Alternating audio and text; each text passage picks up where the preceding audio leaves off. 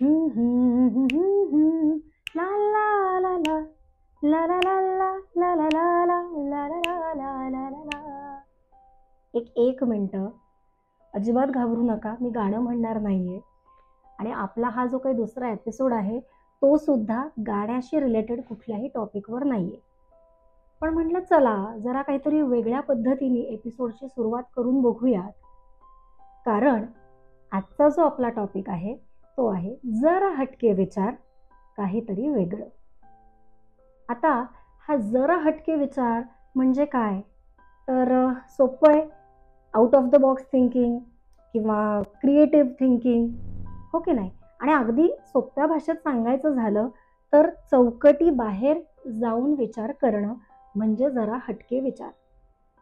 मग कसं, तर एखाद्या गोष्टीकडे किंवा एखाद्या प्रॉब्लेमकडे थोडंसं वेगळ्या अँगलनी बघायचं आणि मग तो सॉल्व्ह करता येतोय का हा विचार करायचा, बरोबर. आता हा अँगल आणायचा कुठून, किंवा हा अँगल आपल्याला आपोआप सुचतो का, काय करायचं त्याच्यासाठी, तर हे जर तुम्हाला समजून घ्यायचं असेल तर त्यासाठी मी आधी लेखिका धनश्री लेले यांच्या सोनचाफ्यातली फुलं या पुस्तकातला रेफरन्स देणार आहे. तर या पुस्तकामध्ये जरा हटके नावाचा एक छोटा लेख आहे आणि त्या लेखामधले एक्झाम्पल्स मी तुम्हाला देणार आहे. ते एक्झाम्पल्स दिल्यानंतर तुम्हाला स्वतःलाच आपोआप कळेल की जरा हटके म्हणजे नक्की काय. तर धनश्रीताई असं लिहितात, एकदा संत बहिणाबाई एका मंदिरामध्ये एका कीर्तनासाठी गेल्या होत्या. तर तिथे कीर्तनकार कीर्तन करत होते आणि मध्ये मध्ये ते म्हणत होते, तुका म्हणे तुका म्हणे तुका म्हणे. तुका म्हणे म्हणजे आपले तुकाराम महाराज, बरं का. तर अस्वस्थ होऊन बहिणाबाई शेवटी म्हणाल्या की अरे तुकाराम महाराज काय म्हणाले आहेत हे तर आम्हाला सगळ्यांनाच माहिती आहे, पण यावर तुमचा काय विचार आहे, आम्ही कसा विचार घ्यायचा आहे हे तुम्ही सांगतच नाहीये. याचा अर्थ काय, तर याचा अर्थ असा की प्रत्येक माणसाने स्वतः विचार करायला हवा, तो विचार स्वतंत्र असायला हवा, तर तुमच्या आयुष्याला काहीतरी अर्थ आहे, बरोबर. म्हणजे काय, तर आपण समाजामध्ये जेव्हा वावरतो तेव्हा इतरांच्या सुरात सूर मिसळायलाच पाहिजे, पण तो जो काही सूर तुम्ही मिसळणार आहात तो सूर तुमचा स्वतःचा असायला पाहिजे, तो तुमचा स्वतःमधून आला पाहिजे, बरोबर आहे की नाही. असंच दुसरं उदाहरण सुद्धा धनश्रीताई देतात. हे खरं फार छान उदाहरण आहे, आवडेल तुम्हाला. तर एकदा काय होतं, महात्मा गांधी शांतिनिकेतनला म्हणजे आपल्या रवींद्रनाथ टागोरांकडे गेले होते. तर संध्याकाळी महात्मा म्हणाले, चला मी जरा संध्याकाळी फिरून येतो. टागोर म्हणाले, ठीक आहे, मी पण येतो तुमच्या बरोबर. आणि 10 मिनिटं झाली, 15 मिनिटं झाली तरी टागोरांचा काही पत्ता नाही. मग शेवटी महात्मांनी त्यांना हाक मारली, अहो गुरुदेव येताय ना. तर त्याच्यानंतर 5-10 मिनिटांनी रवींद्रनाथ टागोर बाहेर आले.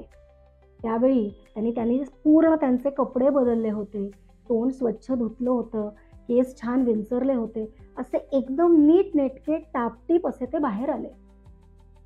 मग यावर महात्मा गांधी थोड्याशा नाराजीच्या सुरात म्हणाले, अहो इथे तर बाहेर फिरायला जायचंय, कशाला हवा एवढा नट्टापट्टा. तर बघा, यावर टागोरांचं उत्तर फार इंटरेस्टिंग होतं बरं का.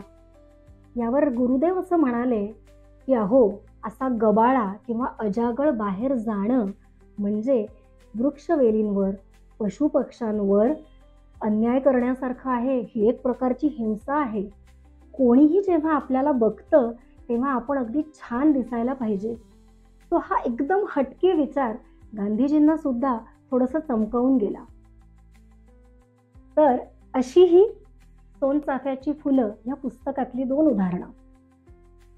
आता मला तुम्ही सांगा की जरा हटके विचार करणं म्हणजे खूप अवघड आहे का, किंवा अगदी इम्पॉसिबल आहे का, तर अजिबात नाही. हटके विचार करण्यासाठी अगदी खूप आपण हुशार स्मार्ट असं असण्याची अजिबात गरज नाही. या उलट आपल्याला मनाचा मोकळेपणा हवा, विचारांचं स्वातंत्र्य हवं. हे जर असेल तर ऑटोमॅटिकली आपल्याला हटके विचार सुचतात, आपण ते करू पाहायचा प्रयत्न करतो. सो जर तुम्हालाही असे हटके विचार करायचे असतील तर स्वतःवर विश्वास ठेवा, करून बघा, स्वतःला प्रश्न विचारा की असं केलं तर काय होईल, मी हे करून बघू का? आणि प्रत्येक वेळी मी केलेला विचार हा चुकीचा ठरला तर, हा विचार करण्यापेक्षा हा विचार मी केला आहे, सो तो चांगलाच असेल, तो छानच असेल, अशा पॉझिटिव्ह ॲटिट्यूडने त्याच्याकडे बघा. तर तुम्हाला वेगळी गंमत जाणवेल. तुमच्या जीवनात वेगवेगळ्या ज्या गोष्टी आहेत त्याच्याकडे बघण्याचा एक वेगळा दृष्टिकोन तुम्हाला मिळेल. तर असं करून बघायला काय हरकत आहे? प्रत्येक वेळी जरा बचके, त्याच्यापेक्षा जरा हटके असं आपण करून बघितलं तर? काय वाटतं तुम्हाला याच्यावर? Stay tune and follow casual गप्पा विथ नेहा.